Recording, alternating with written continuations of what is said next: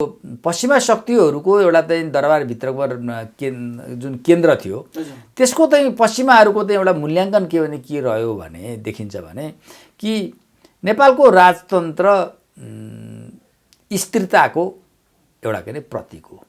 नेपालमा राजतन्त्र रहेसम्म नेपालमा के भनेदेखि चरम आफ्नो उद्देश्य अनुसार चाहिँ अस्थिरता के सिर्जना गर्न सकिँदैन।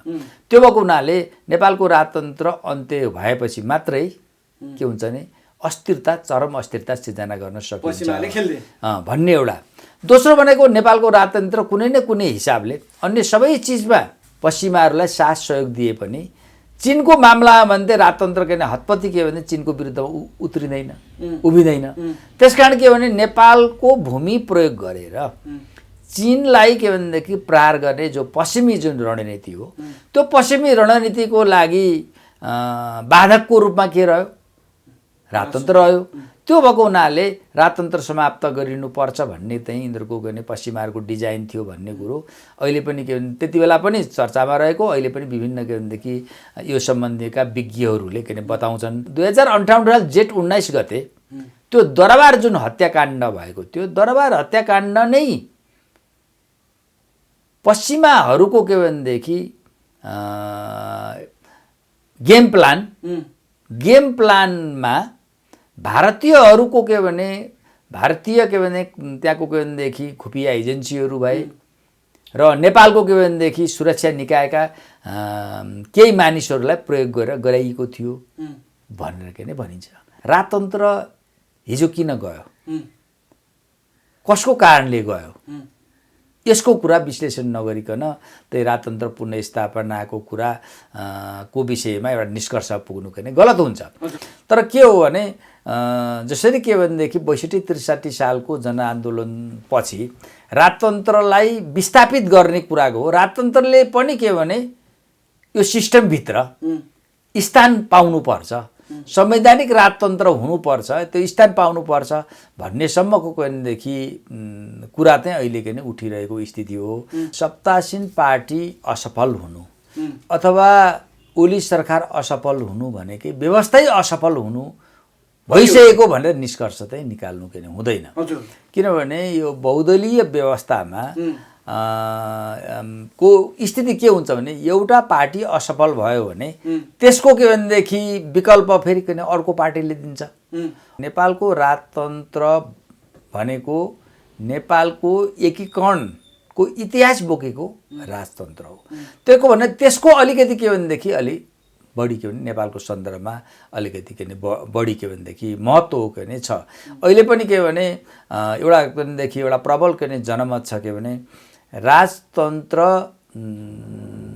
समाप्त भइसकेपछि नेपालमा के अराजकता बढ्यो नेपालमा के भनेदेखि अस्थिरता बढ्यो भन्ने जनमत पनि के छ नि त जनमत छ। समाजको आवाज.com वरिष्ठ अधिवक्ता तथा राजनीतिक विश्लेषक बोर्णबहादुर कार्की सरलाई हाम्रो च्यानलमा स्वागत छ। धन्यवाद। सर आराम हुनुहुन्छ? आरामै। नेपालमा अहिले यो जुन नेकपामा विवाद चर्किरहेको बेलामा हैन यो राजावादीहरूले राजतन्त्र पुनर्स्थापनाको लागि आन्दोलनको आँधीबेरी ल्याउने भनेर आन्दोलनहरू घोषणा भइरहेको छ आन्दोलनहरू गरिरहेको पनि छन्। यसलाई चाहिँ कसरी हेर्नुहुन्छ तपाईले? अब यो राजनीतिमा चाहिँ हरेक शक्तिहरूले जति बेला आफ्नो अनुकूल परिस्थिति हुन्छ अनुकूल परिस्थितिहरूमा आफ्नो शक्ति निर्माण गर्ने आफूलाई स्थापित गर्ने प्रयास गर्छन्। त्यो केको स्वाभाविक कुरा के हो। अब अहिले के छ भने नेकपा आन्तरिक के विवादमा बेसरी के फसेको अवस्थामा छ र आन्तरिक विवादमा नै पनि यस्तो अवस्थामा फसेको छ कि उनीहरूको बिचमा झगडा चम्किन्छ द्वन्द्व चर्किन्छ फेरि के भनेदेखि मेलमिलाप पनि गर्छन् फेरि पनि झगडा चल्छ। यही के भनेदेखि नेकपा अहिले सत्तासीन पार्टी नेकपा यो झगडा र के भनेदेखि सम्झौता झगडा र मेलमिलापको गोल चक्करबाट के अरे गुज्रिरहेको छ। जसले गर्दाखेरि के छ भने अहिले नेकपा प्रतिको आम जनताको जुन धारणा एकदम नकारात्मक बन्दै गएको छ र नेकपाका के भने कार्यकर्ताहरू र शुभचिन्तकहरू पनि के भने अहिले के भनेदेखि यी घटनाक्रमबाट उनीहरू के भनेदेखि एकदम असन्तुष्ट वाक्क दिक्क के भने भइरहेको स्थिति छ एकातर्फ र अर्कोतर्फ के भने जुन ओली सरकार हो नेकपाको के भनेदेखि जुन ओली सरकार हो ओली सरकार चौतर्फी रूपमा अहिले के भने असफल भइरहेको छ दिन 2 गुना रात 4 गुनाको दरले ऊ असफल भइरहेको छ र उसको जुन के प्रतिको के जनधारणा यति बिग्रेको छ कि अब ओली सरकारबाट देशको लागि के हुँदैन जति ओली के भनेदेखि सत्तामा रहन्छन् त्यति देशले के नोक्सानी के बेहोर्छ देशका समस्याहरू पनि झन् जटिल हुँदै जान्छन् भन्ने किसिमको एउटा जनमत पनि के प्रबल हुँदै के गएको छ र यो स्थितिमा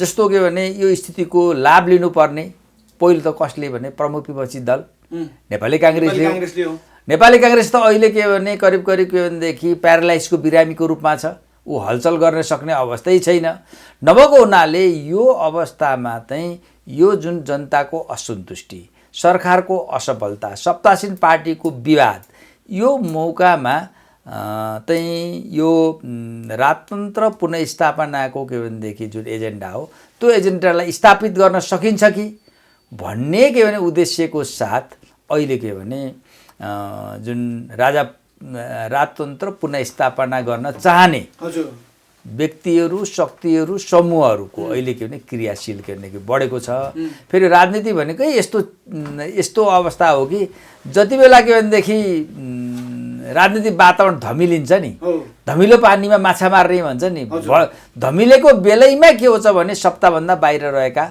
राजनीतिक शक्तिहरूले यस्तो किसिमको के प्रयास के भनेदेखि गर्ने हो भएको हुनाले अहिले चाहिँ यो राजतन्त्र पुनर्स्थापना गर्ने भन्ने किसिमको आन्दोलन सुरुवात पनि भएको छ अझ यो के भनेदेखि यो तिहार पछाडि त अझ सशक्त आन्दोलन गर्ने कुरा पनि के भइरहेको छ भएको हुनाले यही अहिलेको जुन किसिमको जुन अन्यल र अनिश्चितता जो के भनेदेखि सत्तासीन पार्टी सरकारमा के भने सिर्जना भएको छ त्यसकोलाई लाभ लिनको लागि नै अहिले के भने राजतन्त्र पुनर्स्थापना चाहनेहरूले के भने यो के भने आन्दोलन गर्न खोजे जस्तो के नि लाग्छ यो जुन 2/3 सरकार अब टोटली फेल भएको अवस्था हो त यो राजतन्त्र माग गर्न पर्ने राज संस्था पुनर्स्थापना गर्न पर्ने बेला आइसक्यो हो त अहिले अब यस्तो त के हो भने अहिले सत्तासीन पार्टी असफल हुनु अथवा ओली सरकार असफल हुनु भनेकै व्यवस्थै असफल हुनु भइसकेको भनेर निष्कर्ष चाहिँ निकाल्नु के हुँदैन किनभने यो बहुदलीय व्यवस्थामा को स्थिति के हुन्छ भने एउटा पार्टी असफल भयो भने त्यसको के भनेदेखि विकल्प फेरि किन अर्को पार्टीले दिन्छ अब अहिले त के हो अहिले स्थिति के हो भनेदेखि अहिले नेकपाले जुन किसिमको असफल भयो सरकार असफल भएको स्थितिमा त्यसको विकल्प दिनुपर्ने अर्को शक्तिले विकल्प दिन नसकेको हुनाले अहिले के हो त भने अब राजतन्त्र पुनर्स्थापनाको कुराहरू पनि अलिकति चर्केर के भनेदेखि आएको हो र यसको मतलब यो त होइन के भनेदेखि अहिले नै के भने हामीले दलीय व्यवस्थाहरू पूर्णतः के भने असफल के भने भइसक्यो अब के अब राजतन्त्रको विकल्पमा राजतन्त्र हो त भन्ने कुरो के भनेदेखि आएको छ त्यो निष्कर्षमा पुगिराख्नु एउटा के हुन सक्छ भने जस्तो पहिला 46 सालको जस्तो के भने 7 सालको के भनेदेखि परिवर्तन भयो 7 सालको परिवर्तनले राणा शासनको अन्त्य भइसकेपछि राजा दलहरू त्यही के भनेदेखि एक ठाउँमा रहने एउटा के व्यवस्थाको सुरुवात भयो त्यसपछि के भने 17 सालमा के हो 17 सालदेखि लिएर 46 सालसम्म फेरि के भनेदेखि दलहरू राजनीतिक के भनेदेखि रिङबाट आउट गरिए र त्यहाँ के भनेदेखि राजाको मात्रै के भनेदेखि राजतन्त्रको मात्रै भूमिका के भने लहरायो 46 साल पछि के भयो त भनेदेखि फेरि राजा र के भनेदेखि दलहरू फेरि एक ठाउँमा के रहने एउटै के भनेदेखि राजनीति व्यवस्थाभित्र अट्ने व्यवस्था भयो अब यो 62-63 सालको जनआन्दोलन पछि राजतन्त्र अन्त्य भइसक्यो राजतन्त्र अहिले किनारमा के धकेलिएको छ अब अहिले के भन्दै राजनीतिको केन्द्रबिन्दुमा दलहरू मात्रै के रहेको छ भएको हुनाले अब यो स्थितिमा एउटा चाहिँ अहिले दलहरूको विकल्प राजतन्त्र हुने भन्ने कुरो त अहिलेको जुन राजनीतिक जो विकास क्रम छ त्यो अनुसार त्यो हो भनेर के भनेदेखि निष्कर्ष निकाल्न के नै सकिँदैन। तर के हो भने जसरी के भनेदेखि 62-63 सालको जनआन्दोलन पछि राजतन्त्रलाई विस्थापित गर्ने कुराको हो। राजतन्त्रले पनि के भने यो सिस्टमभित्र स्थान पाउनुपर्छ, संवैधानिक राजतन्त्र हुनुपर्छ, त्यो स्थान पाउनुपर्छ भन्नेसम्मको भनेदेखि कुरा चाहिँ अहिले के नै उठिरहेको स्थिति हो। दलीय व्यवस्था अन्त्य गरेर निरङ्कुश राजतन्त्र स्थापना गर्ने भन्ने जस्तो कुरो त के भनेदेखि मलाई के नै लाग्दैन। हजुर हजुर, राजतन्त्रलाई पनि स्पेस दिनुपर्छ भन्ने कुरा गर्नुभयो। के यो सम्भव छ त यो अहिले यतिखेर? अब यस्तो छ के भने एउटा प्रश्न अहिले के उठिरहेको छ भने राजतन्त्र पुनर्स्थापना हुन अब सम्भव छ कि छैन। एउटा जनमत छ राजतन्त्र के भनेदेखि अब गइसक्यो, फेरि राजतन्त्र के पुनर्स्थापना हुन सक्दैन भन्ने। अर्को मत अहिले जो के भने आन्दोलन गरिरहेको छ राजतन्त्र पुनर्स्थापनाको सम्भावना पर्याप्त छ र त्यसको लागि के भने प्रयास गर्नुपर्छ भनेर नै उनीहरू अहिले आन्दोलन गरिरहेको स्थिति के भने हो। अब यो सम्बन्धमा अलिकति के भने एउटा ऐतिहासिक कालमा संसारभरि नै के भने राज्य व्यवस्था कसले सञ्चालन गर्थे शासन व्यवस्था भने राजाहरूले सञ्चालन गर्ने व्यवस्था थियो। तर इतिहासको के भनेदेखि विकास क्रमसँगै राजतन्त्रात्मक व्यवस्था सबै के भने हटेर अहिले संसारमा औँलामा गनिने देशहरूमा मात्रै राजतन्त्र के भने छ र राजतन्त्र एकपल्ट के भनेदेखि ढलिसकेपछि फेरि त राजतन्त्र के भनेदेखि आएको के भनेदेखि विगत इतिहास छ कि छैन, विश्व इतिहास पनि भन्दाखेरि राजतन्त्र एकपल्ट हटिसकेपछि हतपति के भने राजतन्त्रको दोहोरिएको इतिहास के भने छैन। तर अपवादको रूपमा केही देशहरूमा दोहोरिएको छ। जस्तो भन्नुहोस् के भने ब्रिटेनमा पनि राजतन्त्र समाप्त भयो, फेरि राजतन्त्र फेरि के गरियो पुनर्स्थापना गरियो। तर पहिला एकपल्ट राजतन्त्र गइसकेपछि पुनर्स्थापित भएको राजतन्त्र चाहिँ फेरि के भने प्रभावकारी हुन सकेको छैन र कयौँ त पुनर्स्थापना भइसकेपछि पनि फेरि राजतन्त्र गएको इतिहासहरू पनि छ। अब तर नेपालको सन्दर्भमा भन्ने राजतन्त्रको विषयमा अलिकति भिन्न अवस्था के पनि छ। त्यो भनेको के हो भने नेपालको राजतन्त्र भनेको नेपालको एकीकरणको इतिहास बोकेको राजतन्त्र हो। त्यसको भने त्यसको अलिकति के भनेदेखि अलि बढी के भने नेपालको सन्दर्भमा अलिकति के भने बढी के भनेदेखि महत्त्व हो के भने छ। अहिले पनि के भने एउटा भनेदेखि एउटा प्रबल के भने जनमत छ के भने राजतन्त्र समाप्त भइसकेपछि नेपालमा के भने अराजकता बढ्यो, नेपालमा के भनेदेखि अस्थिरता बढ्यो भन्ने जनमत पनि के छ नि त, जनमत छ।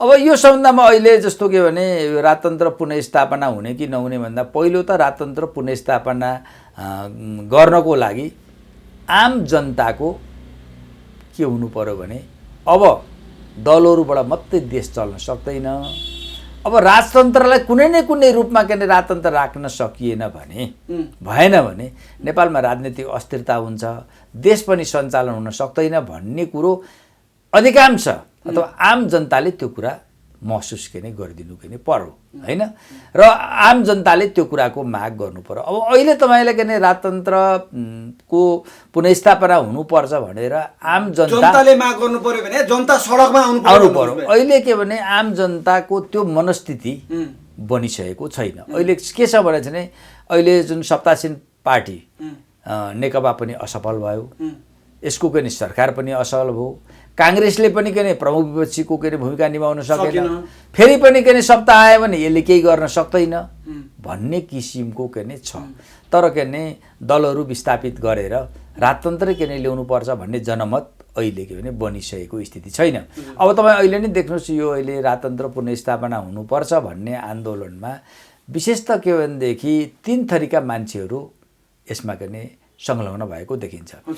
एक थरी के भने जो इमानदारीपूर्वक नि भनेका छन्, देशमा के भनेदेखि एउटा अस्थिरता भयो, राजतन्त्र भएको यो स्थिति के आउने थिएन, त्यसकारण के राजतन्त्र पुनर्स्थापना के गरिनुपर्छ भन्ने किसिमको एक थरी के भनेदेखि जनमत छ। जो के भने पूर्व के भने राजतन्त्रबाट विगतका दिनहरूमा कुनै न कुनै किसिमको के भने त्यसबाट लाभान्वित भएका अथवा त्यसबाट संरक्षित रहेका व्यक्तिहरू पनि छन्।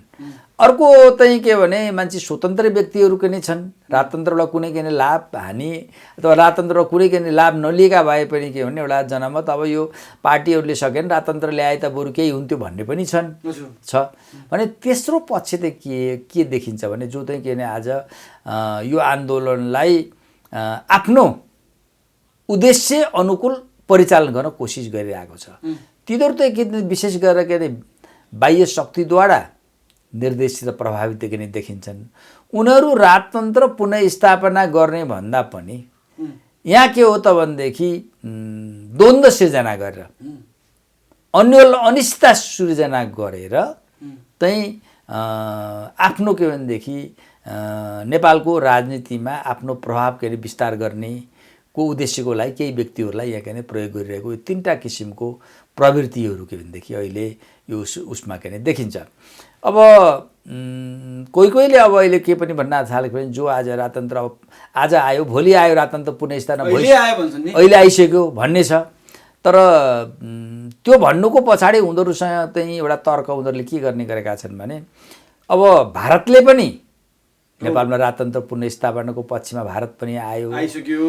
अब पश्चिमी के भनेदेखि मुलुकहरू पनि राजतन्त्र पुनर्स्थापनाको पक्षमा आइसक्यो भएको हुनाले अब राजतन्त्र पुनर्स्थापना हुन्छ भन्ने किसिमको कुराहरू। तर के भने यो सम्बन्धमा चाहिँ अलिकति जो भ्रम छ त्यो भ्रमको विषयमा के भने अलिकति प्रष्ट हुनको लागि के कुरा विचार गर्नु के कुराको विषयमा अलिकति विश्लेषण गर्नुपर्छ समीक्षा गर्नुपर्छ भने राजतन्त्र हिजो किन गयो कसको कारणले गयो यसको कुरा विश्लेषण नगरिकन त्यही राजतन्त्र पुनर्स्थापनाको कुरा को विषयमा एउटा निष्कर्ष पुग्नु पनि गलत हुन्छ। राजतन्त्र नेपालमा जानुको पछाडि मूल त के कारण एउटा त स्वयं दरबार पनि एउटा के जिम्मेवारी छ। विशेष गरेर यो कहिले भनेदेखि राजा वीरेन्द्रको शासनकालमा दरबारभित्र दुईटा के भने शक्ति केन्द्रहरू रहे। एउटा भारतीय शासकहरूद्वारा के भने प्रभावित शक्ति केन्द्र, अर्को भनेको के भनेदेखि अमेरिका लगायतका पश्चिमी शक्तिहरूद्वारा प्रभावित एउटा शक्ति केन्द्र के भने रहे। र यिनीहरूको के भने यिनीहरूले के भने कहिले के भने भारतीय शासकद्वारा प्रभावितहरूको प्रभुत्व रहन्थ्यो, कहिले के भनेदेखि पश्चिमा प्रभुत्वको के भनेदेखि प्रभुत्वको नै रहन्थ्यो र यिनीहरूको बिचमा के भनेदेखि द्वन्द्व पनि चलिरहेको के स्थिति के भने हुन्थ्यो। र पछि चाहिँ खास गरेर यिनीहरू उसमा के भने यो पश्चिमा शक्तिहरूको एउटा चाहिँ दरबारभित्रको जुन केन्द्र थियो त्यसको चाहिँ पश्चिमाहरूको चाहिँ एउटा मूल्याङ्कन के भने के रह्यो भने देखिन्छ भने कि नेपालको राजतन्त्र स्थिरताको एउटा के प्रतीक हो। नेपालमा राजतन्त्र रहेसम्म नेपालमा के भनेदेखि चरम आफ्नो उद्देश्य अनुसार चाहिँ अस्थिरता के सिर्जना गर्न सकिँदैन। त्यो भएको हुनाले नेपालको राजतन्त्र अन्त्य भएपछि मात्रै के हुन्छ भने अस्थिरता चरम अस्थिरता सिर्जना गर्न सकिन्छ भन्ने एउटा।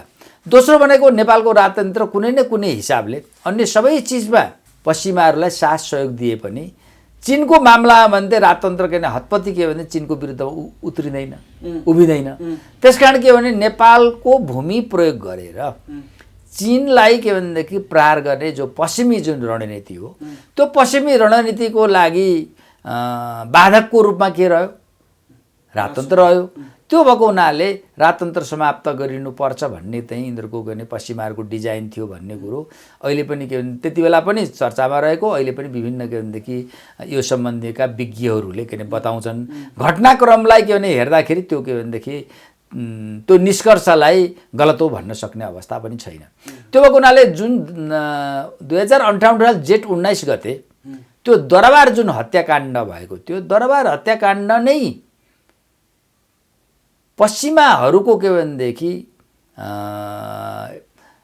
गेम प्लानमा भारतीयहरूको के भने भारतीय के भने त्यहाँको के भनेदेखि खुफिया एजेन्सीहरू भए र नेपालको के भनेदेखि सुरक्षा निकायका केही मानिसहरूलाई प्रयोग गरेर गराइएको थियो भनेर के नै भनिन्छ हैन। अब त्यसपछि आउनुहोस् त्यो अहिले पनि के भने 58 साल जेठ 19 गतेको दरबार हत्याकाण्ड अहिले पनि रहस्यको विषय बनेको छ। अब दोस्रो रहस्य विषय दरबार हत्याकाण्डपछि के भने राजा के भने ज्ञानेन्द्र राजा भए। त राजा के भने भइसकेपछि वास्तवमा राजा ज्ञानेन्द्र बडो कमजोर परिस्थितिमा कमजोर धरतालमा उभिएर के भने राजा ज्ञानेन्द्र राजा भएको स्थिति थियो।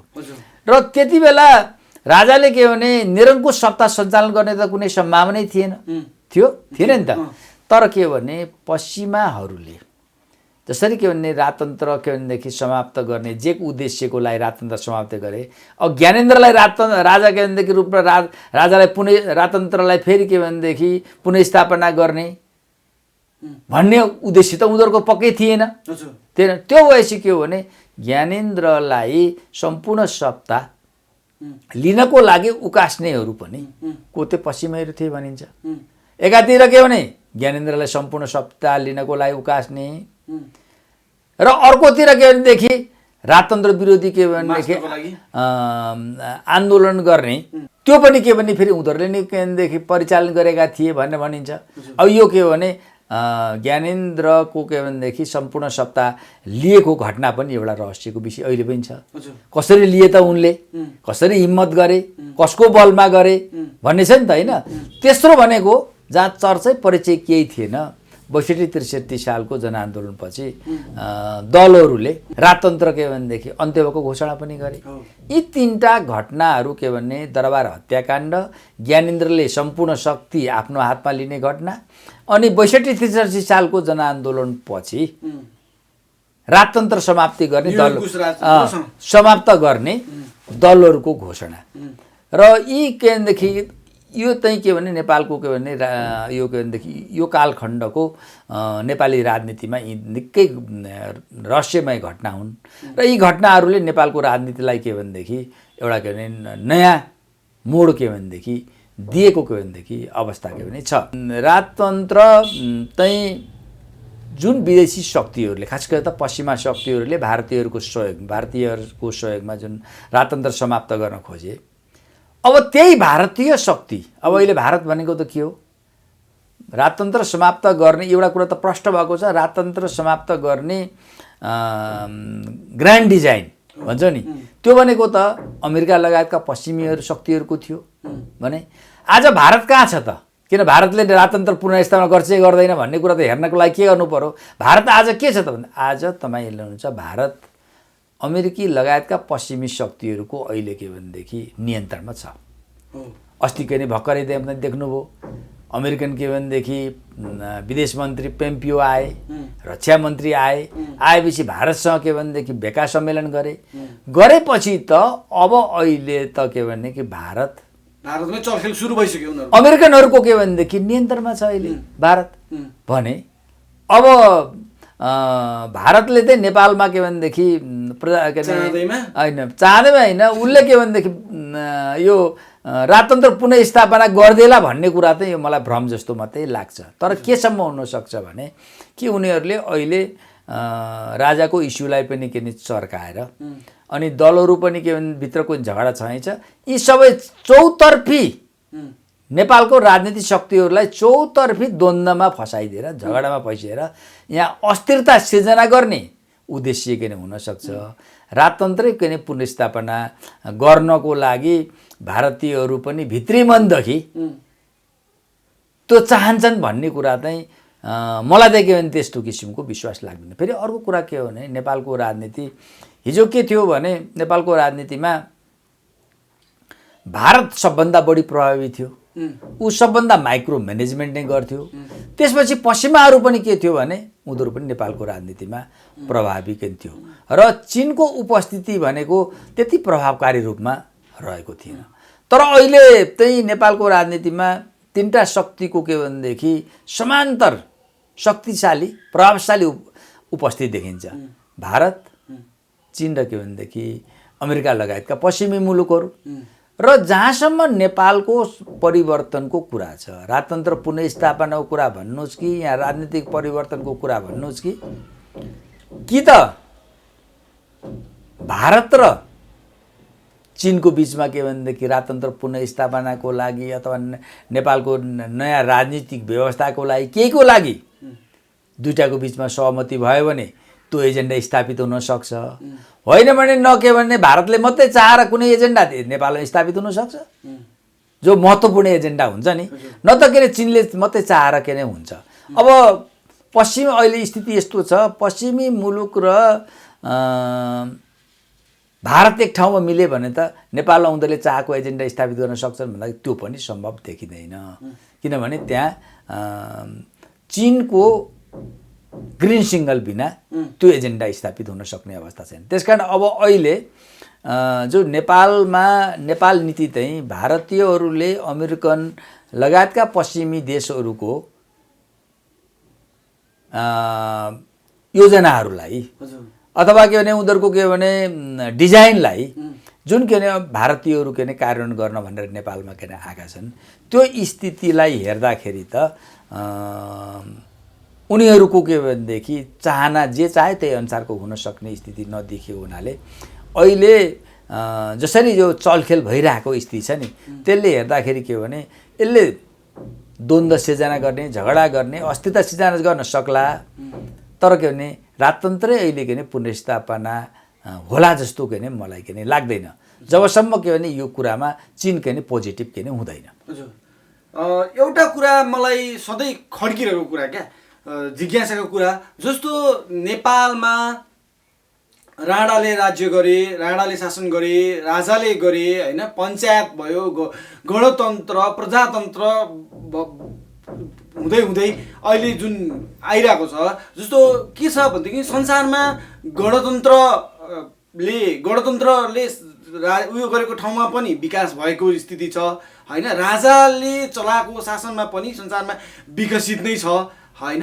नेपालमा चाहिँ जस्तो यो व्यवस्था बदलियो तर अवस्था जस्ताको जस्तै भइरह्यो, यो चाहिँ किन भयो, यस्तो भयो होला, स्थिति किन यस्तो आयो होला? पहिलो कुरा त यस्तो छ के भने नेपालमा अहिले जति पनि परिवर्तनहरू भए, हजुर, अथवा नेपालमा जे जस्ता के अरे व्यवस्थाहरू एउटा के अरे प्रयोग के नि गरिए, हजुर, ती के गरिए भने नेपालकै मौलिकतामा, नेपालकै यथार्थ धरतालमा के भनेदेखि ती के भने परिवर्तन पनि भएन, अनि राजनीतिक के नि व्यवस्था पनि स्थापना के नि गरिएन। खालि अरूको देखासिकीको रूपमा त्यसलाई के गर्ने भनेदेखि आन्दोलन पनि त्यही रूपमा के नि गर्ने, व्यवस्था पनि के नि त्यस्तै गर्ने गर्दाखेरि के हो भने देशको परिस्थिति एउटा छ, अब व्यवस्था के भनेदेखि त्योसँग तालमेल नहुने गर्दाखेरि के हो भने अहिले समस्या उत्पन्न के भनेदेखि भएको एउटा कारण थियो।